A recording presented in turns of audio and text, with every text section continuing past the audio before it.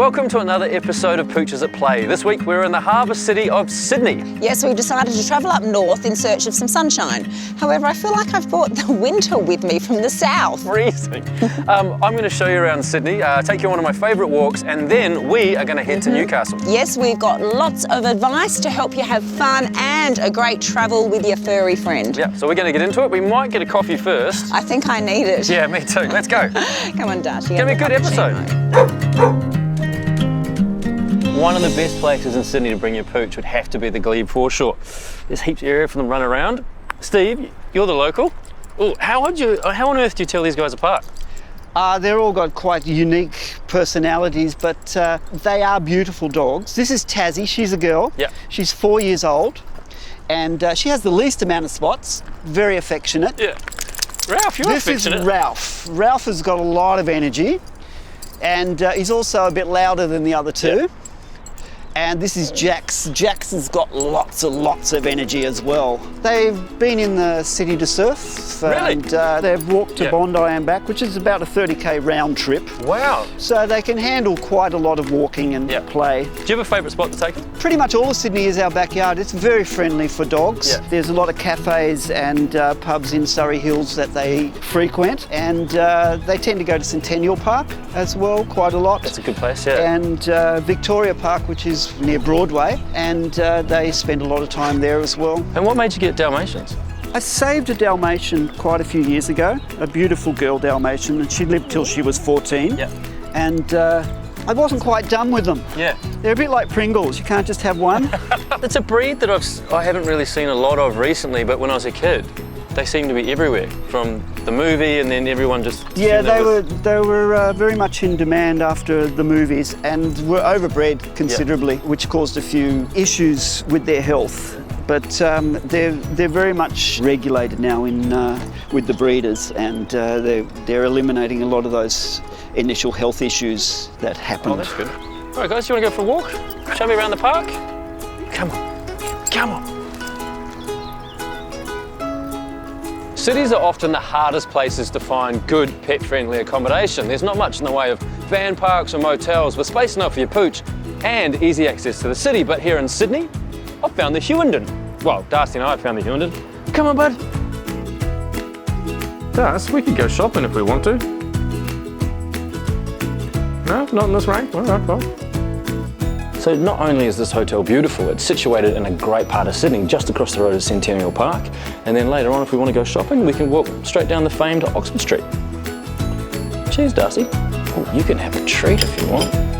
Who's a good boy? Yeah, you're a good boy. Studying with the NDTF can open up many doors for working with dogs, and so I thought while we were in Newcastle I'd catch up with a fellow classmate, Georgia here, to find out a little about this dream job that you've landed here at K9 Country Farm Stays. Tell me a little bit about what happens here. We provide doggy daycare, overnight stays and boarding, as well as training with boarding and daycare. And I've noticed that there's some rescue kelpies here as well. Yeah, the owner of the business, Jenny, also runs herd to home dog rescue along with a friend of hers. So we often have foster dogs hanging out with us here, and yeah, they love the socialisation side, which can be great for them, and they often get some training before they head off to their new homes. Oh, nice. And so how has doing the NDTF course and learning about dog training and behaviour helped you, particularly in this role? It's helped me a lot. We work with lots of different breeds, sizes, personalities, and it's really important to be able to read their body language and communicate effectively with a large group of dogs so that we stay safe and they stay safe. What are some of the signs that you now know to pick up on? There are certain things that we're looking for when we're watching the dogs. So their ears, tail carriage and mouths. You know, someone might have a stiff posture or be lifting a lip, and we're watching how the other dog's responding to that and where that interaction may lead, and we're always there to intervene and redirect if we need to. Yeah, and you've got Bane here, the gorgeous Husky. Now, Huskies, you know, can be known to be one of the on the harder side of training sometimes. They're quite strong-willed. If people are considering getting a Husky, what would be some of your tips for them to think about, first of all, I guess, before even getting one? Oh, there's certainly a lot to go over. They're known for being quite stubborn, independent and energetic. So if you're considering getting one, you really need to make sure they're the right dog for you. They need a firm, confident leader who's going to be really consistent with their commands, committed to training, able to give them sufficient mental and physical stimulation. They were bred for a purpose, so they need to have the right outlets to avoid destruction in the home. Yeah, of course. Now, was that part of the reason why you decided to study with NDTF? Yeah, well, when I started the course, Bane was a 2 going on to 3, so there were certainly still some behaviours there we needed to get in check. It certainly helped with things like how we walk now. We can walk instead of run. There's no more of that pulling going on. Chewing was a big thing and typical Husky escapism. So yeah, there've been a lot of changes in our house. Oh, fantastic. Well, if you are visiting the Newcastle area, make sure you do check out Canine Country Farm Stays if you need some doggy daycare. And if you're considering working with dogs as a career, or you're just looking for more tips on working with your own dog, visit the NDTF website to find out more about the Certificate 3 in dog training and behaviour. Thanks, Georgia. Thank you.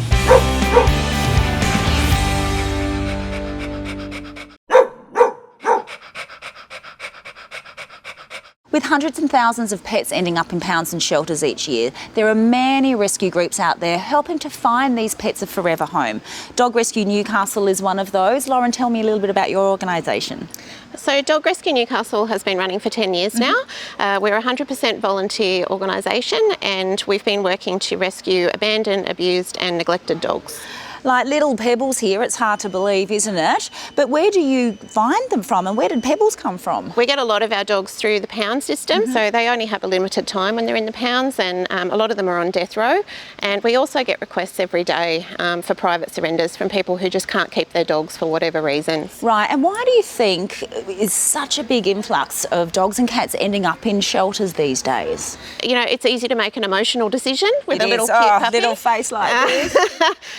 But, you know, all dogs chew and bite and dig and go through adolescence, and they need to be taught how to behave as a happy, healthy dog and to be socialised really well. Exercise is a really big part. You know, a worn-out dog and an exercise dog is a happy dog. It sure is. It's a well-behaved dog, much better than some of those that are very bored or frustrated. Yeah, definitely. So exercise needs is a big one, and time, that's a big time commitment for a lot of people. Sadly, not all owners provide their dogs with the exercise, love and care they need. Instead, surrendering them to pounds like the So Cares Wyong Animal Care Facility, one of the local pounds that Dog Rescue Newcastle works closely with. So we're a rescue group that runs the council pound. Our main function is an impounding centre for stray and lost dogs and cats. If they're unclaimed, the ownership does come over to us at the end, which then the rescue part kicks in basically. So we're able to spend time rehabilitating if we need to and rehoming. There is a constant stream of unwanted animals coming through that don't get claimed, so it does sort of move more into a shelter. You know, for you, seeing them come in here, what's the most heartbreaking thing? I think for us, it's seeing the two sides of humanity, like to deal with that and to be confronted with what does happen behind the scenes is hard, and also seeing the animals, like the fear, the sadness, and watching them mentally deteriorate. You can see it in their behaviours, in the losing weight, those sorts of things. That's heartbreaking, and I wish that owners saw the other side. Yeah, exactly. As much as we care about them and give them as much as we can, it's not the same as being in a home. No, exactly, and it's really quite heartbreaking. I've seen the dogs here and we've seen some OCD behaviours and some really, like they're all beautiful dogs, every single one of them that's been here, and a lot of people would think, oh well, it's this kind of dog and so it's been dumped here, it must be bad, and they're not. And so how do you get your funding? So we are a registered charity and we have tax deductible recipient gift status. That's very hard to say. But we rely 100% on donations and fundraising. Of course, and PETstock do provide you with funds as well, don't they? So corporate support is a big thing too. It's massive, yeah. So PETstock Newcastle have been a really big supporter and sponsor of Dog Rescue Newcastle for 10 years. They run fundraisers quite regularly for us, and every year they donate a huge amount to the rescue. So they give us food, toys, flea and tick treatment, just so much stuff, and we're so grateful for the Newcastle stores. I'm sure Pebbles will be grabbed up really quickly. She will. She's been very popular. Oh, nice. If you'd like to find out more about the work of Dog Rescue Newcastle, you can visit their website, and to find out more about PETstock Assist, you can visit theirs. Thank you, Lauren. You're welcome. Oh, Pebbles, we've kept you up, haven't we? Yeah. Hey, normally it's you sleeping, Das. Hey?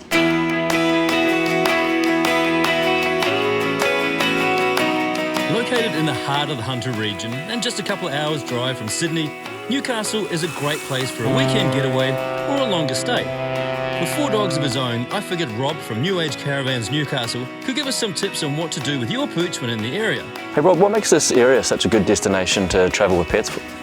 It's got a lot of areas that we can take our pets to. You can go to the beaches, you can go to cafes, the wineries. It's just a good area, like pet friendly. Do you have a favourite place to go with the dog? Couple, Horseshoe Beach in Newcastle, right on the harbour, and the wineries. There's a lot of good national parks around that you can free camp in, but a lot of them aren't pet friendly, so you might need to look for some doggy daycares or that sort of thing. Yeah, right. And what about the caravan parks? Caravan parks are pet friendly. They are seasonal. So you need to call ahead again and just check that you can have the dog there at that time of year. Yeah, right, okay. Did you have a caravan yourself? I'm guessing you would. I use a caravan, yes. I take a Manta 19, which is a New Age van. Yep. And we take them away quite regularly, my wife and the dogs. Do you have any tips for people that are road tripping in their caravans? Look, yeah, if you go into the national parks and you're free camping, obviously you've got to watch out for the snakes and that sort of stuff during the years. So basically, you've got to be careful about where your dogs stay. Now dogs are sport, they get inside the van at night. Nice. But if you're going to, have them in a pen or chain them up at night so they don't wander off into the bush. And the dogs can go to the beach year round? In Horseshoe Beach, definitely. Yeah. And then some of the other beaches you'd have to check again to make sure you're allowed to take them there all year round. Yeah, okay. So just plan ahead and you'll be fine. Yep. Right, so if you're looking to go caravanning or upgrade what you've got, check out the New Age website, or if you're Newcastle, come and see Rob. Yep. Yeah. Tex, you're such a good boy.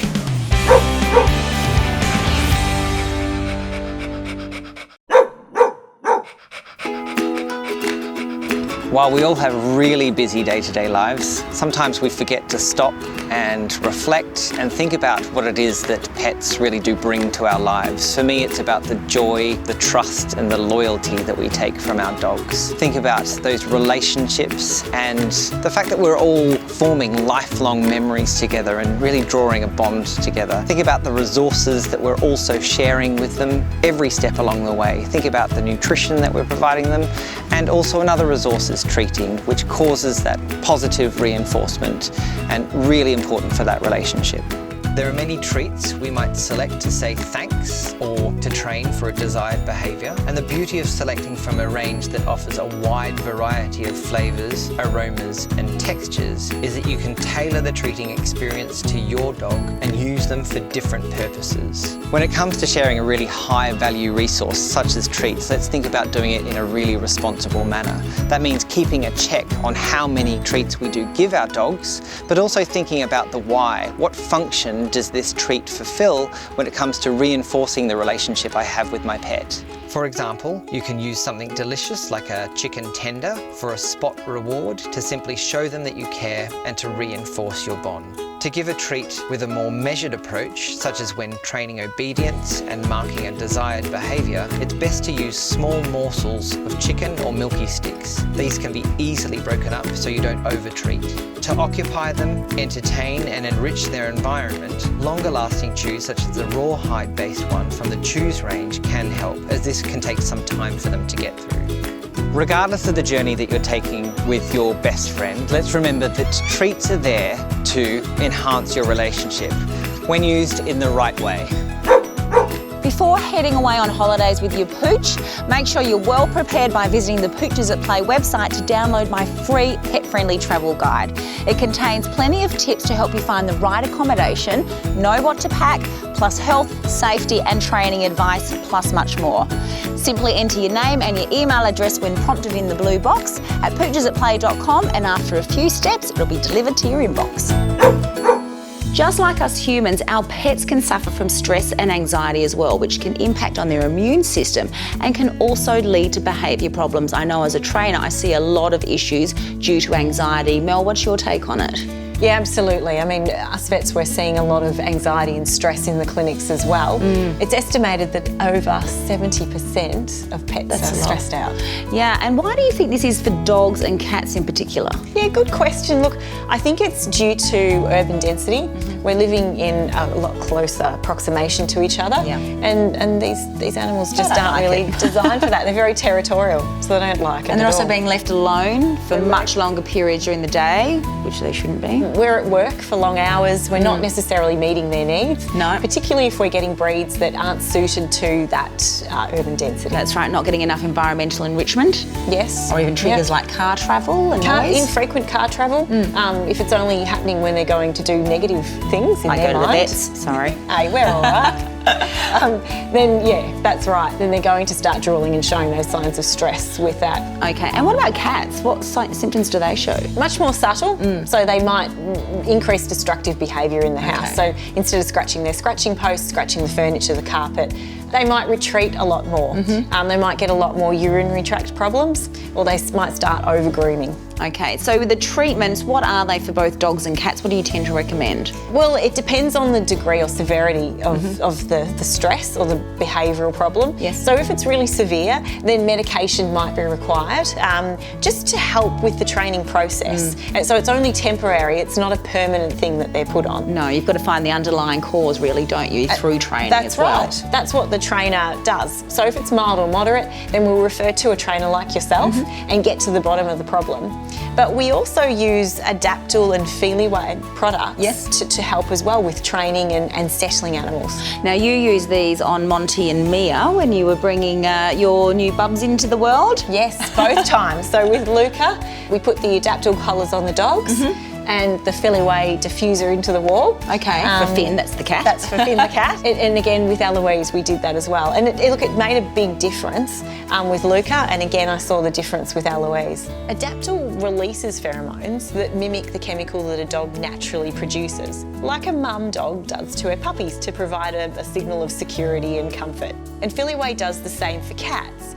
Each can only be picked up by their own species. So only the dogs can smell the dog's one and the cats can smell the cat ones, no other humans or species can smell it? No, you can't smell it. And I bet a few of them are used in vet clinics as well. We churn through them. We do, yeah. Oh, well, if you'd like to find out more, they are available in all good vet clinics and also in pet stores. Just look for Adaptil and Feliway products.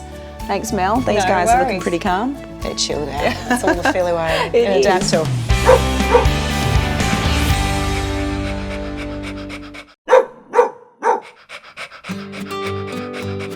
As more pet parents come to realise how important diet is for good pet health, it can be really confusing to know what to do with so many choices around these days. Kathy, as a holistic vet, what's your view about the importance of diets and good pet health? Well, diet is the number one thing. Like, it's the cornerstone thing, and if you want to do the most important thing, it's feed a healthy diet. And there's so many choices. Why is there so much confusion today around what to feed your dog? Well, that's exactly right, Lara. Just look at all the things that are on the internet and the huge variety of products, and then we've got vets saying to, only feed the commercial foods. Yes. So it is completely overwhelming. So I understand how people can be really stressed about what's a good choice. And it's hard to know which way to go, but what's your view, I guess, in particular on raw food diet, and do you feel that's got the balance right? Definitely. For healthy dogs, I believe that a raw food diet is the best diet because it provides a full range of nutrition and it hasn't been cooked or had the nutrients affected by manufacturing or any other process. So in my opinion, if you've got a healthy dog, raw and fresh is best. A big proportion of the diet, almost half the diet for a dog, should be meat and bone together. Okay. So something like a chicken wing or a chicken neck, or you can use something like these lovely sustainable sardines with the little bones. So by having calcium in there too. That's right, calcium and all the trace nutrients. So really, really important. That would be one thing I'd stress. They must have meat and bone together. Yes. And if they can't, you know, then we can do something about this. But assuming we've got a healthy dog, yes, so some meat and bone together would form the bulk of the diet. And then some different proteins. Yes. So I've got a couple of different types of mince here and a couple of different types of offal. And that's important, mixing the different proteins together, because, you know, just giving them mince isn't going to give them all those intense nutrients that something like offal gives them. That's exactly right. So the offal's really concentrated, things like trace nutrients, it's excellent. And just variety, you know, I say to people, you know, don't just feed them chicken or don't just feed them one thing. Like us, they need variety, because exactly like for us. So variety is the thing. So mix it up, don't kind of get locked in. That's right. And the other super important thing is, of course, fresh fruit and veggies, because dogs aren't just carnivores, they're actually omnivorous. Right, yes. So they would have eaten the whole gut contents as well. So what we need to do with our fruit and veg then is to pulverise it down in like a food processor, so that it resembles gut contents, and then they can absorb it. I know one of my friends has seen you, and her dog then had to actually avoid losing a leg and chemotherapy because went on to a natural diet that you recommended. So I know for a fact that it's really helped one dog. Absolutely, so that's great. Well, thank you, Kathy. Hopefully that's cleared up a little bit. If you are spending the time making your dog's food, then you've got to get it right.